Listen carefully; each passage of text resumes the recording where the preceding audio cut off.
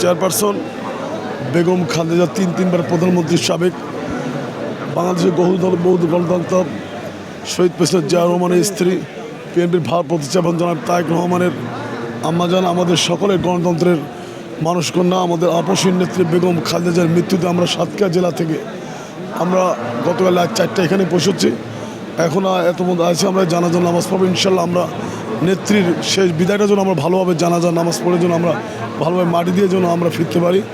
আর আগামী দিনের জন্য আমাদের এই দলের যে ভারপ্রাপ্ত চেয়ারম্যান তারেক রহমান এই দলকে আরও সুসংগঠিত করবে, দলকে সুদৃঢ়ভাবে নেতৃত্ব আগামীতে দলকে আরও শক্তিশালী করবে। জানাচ্ছি আপনাকে প্রথমেই, দেশনেত্রী বেগম খালেদা জিয়ার চলে যাওয়া মানে বাংলাদেশকে নেতৃত্ব একটা বিশাল একটা আঘাত। কিন্তু তারপরেও যেহেতু আমাদের তারেক রহমান আছেন, এখন উনি আমাদের দলের হাল ধরবেন। কিন্তু তাকে হারিয়ে যে আমরা কি এক অপূরণীয় জিনিস হারালাম, এটা আসলে আমাদের সকলের নেতৃবৃন্দর মনেই সেটা গাচ্ছে।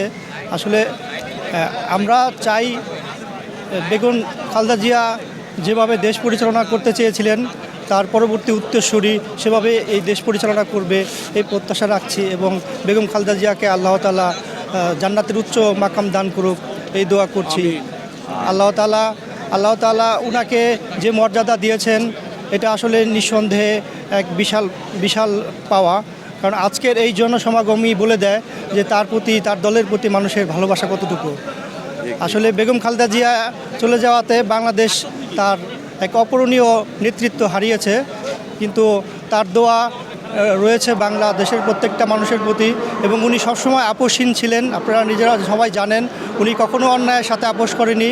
এর জন্য উনি বাংলাদেশের একমাত্র আপোষহীন নেত্রী।